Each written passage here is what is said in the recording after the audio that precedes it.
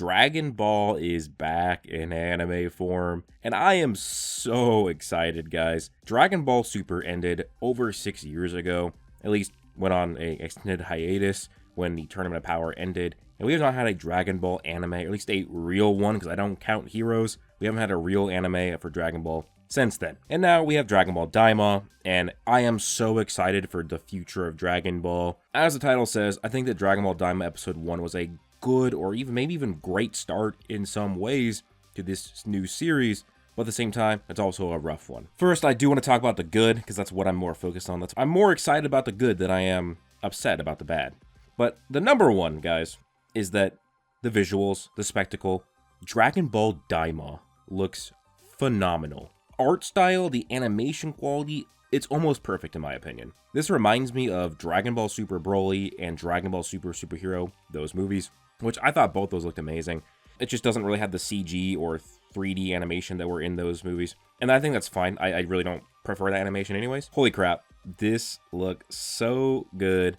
And I don't know if you guys remember, but when Dragon Ball Super, when the anime was going, one of its red flags, or I guess bad reputations it would get, was the quality animation was not very good. Mainly in the beginning, but also would creep up midway through the series, and that really, you could argue that Dragon Ball Super really didn't look that great consistently until the Tournament of Power, which was the final saga of the anime. But because Daima is seasonal now, yeah, it doesn't have to worry about that, and it's really, really good. The thing that I look forward to most is the promise of premise, what it's setting up in just the first episode.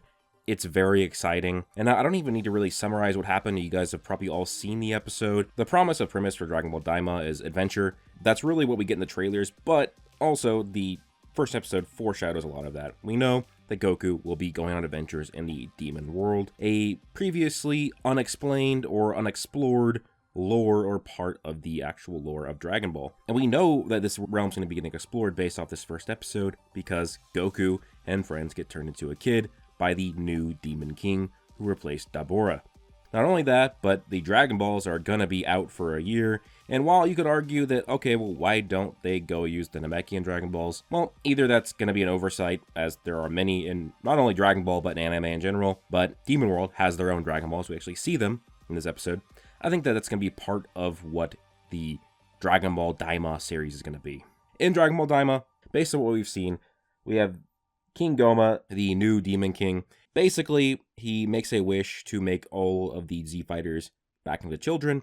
It says that they're first graders. He's also going to make a wish to get the evil third eye, which is going to make him incredibly powerful. And then the third wish is going to go to the Makai Shindegensu.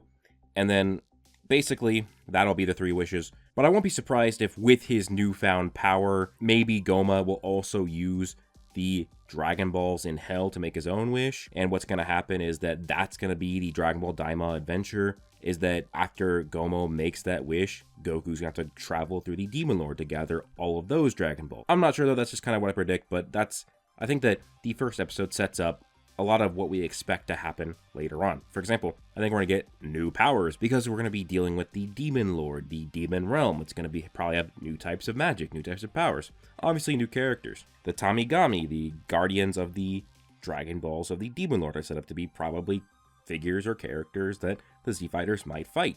And also, what makes me excited is that this makes me think we're going to get a bigger explanation of Namekians as a whole. It essentially does confirm that the Namekians do originate from the demon world, which makes sense because they used to be called demons. Like, remember Demon King Piccolo? Yeah, it kind of makes sense. And I'm excited to learn more about the Namekians. Hopefully we do. Maybe we'll learn more about Zalama, the one who made the Super Dragon Balls. Maybe we will, maybe we won't, but I'm just excited either way. I think we will get more about Namekians. I'm not expecting a bunch, but I think we will learn more. And one of the greatest parts about the episode is really like the first third of it, where we get a bunch of remastered Dragon Ball Z and Buu Saga scenes. They look so good in modern animation, and a lot of people are hoping that maybe one day they'll reanimate Dragon Ball or Dragon Ball Z, which maybe Dragon Ball, but I honestly don't think they need to do Dragon Ball Z. They already did Kai.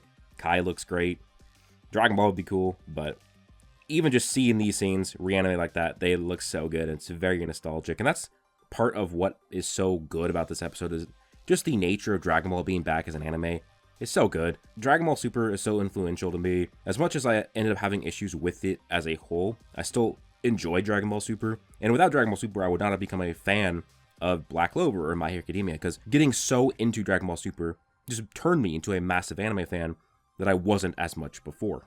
With that being said, as much as I think this is a really good episode, borderline great episode, there's a few things about this episode that I have issues with. That is that they added in another retcon, which Dragon Ball is kind of known for, but it's a little, not really looking too great when it's already happening twice in the first episode. But that is the idea of the Potara fusion being retconned once again.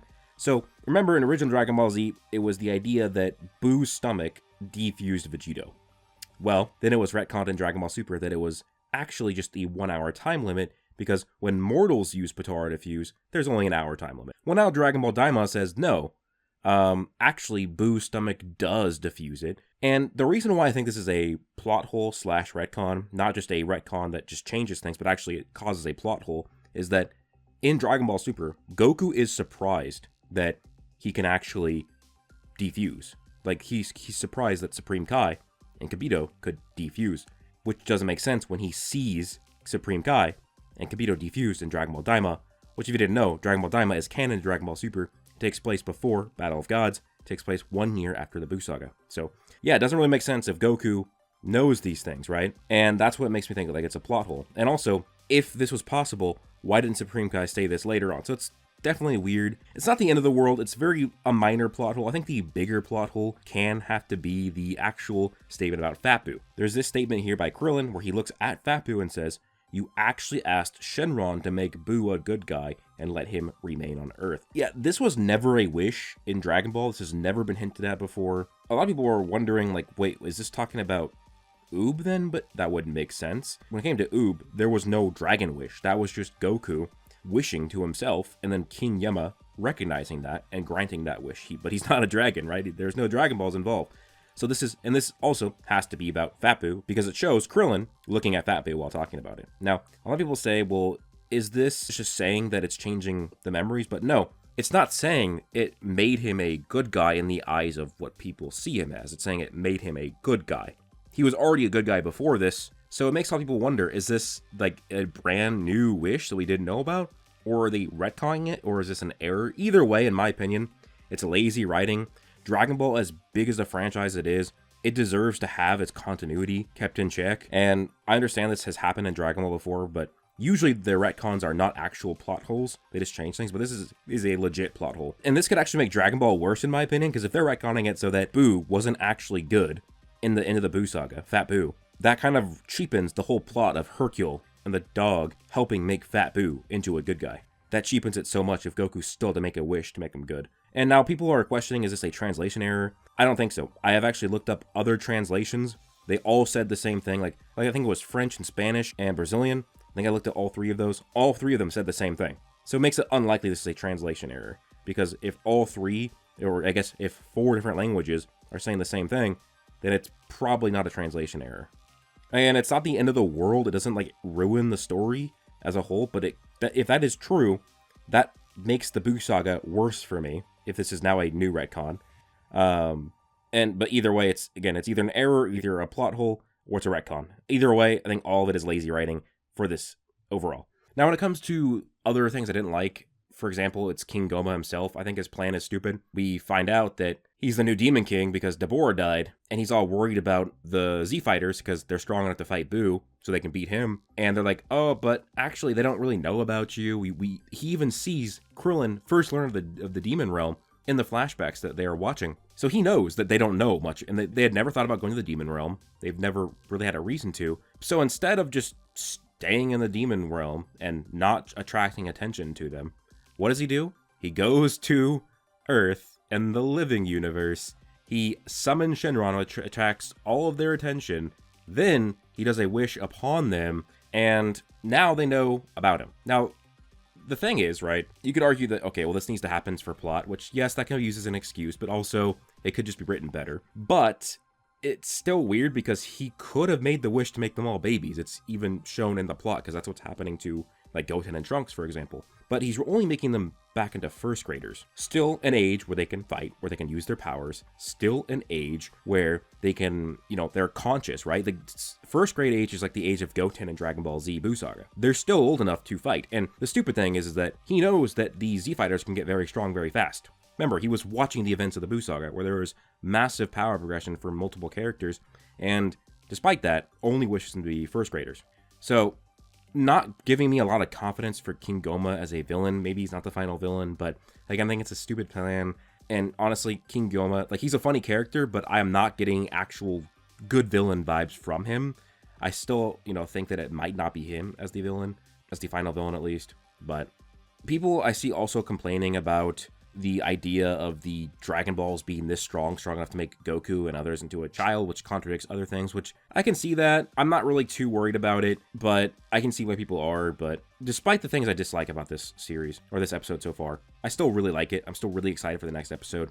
And even though I critiqued it a lot, and I even was talking to Saiyan Scholar a lot about this episode on Twitter, and he actually makes a lot of the same complaints, so you should go check out his video as well. But even then, I'm still incredibly hyped for the next episode. I'm actually really excited. Still really, really like the episode, and I'm really excited for the next one. Let me know your guys' thoughts down below. What you thought about the video. What you thought about Dragon Ball Daima Episode 1. And thanks for the support. Peace out, everybody.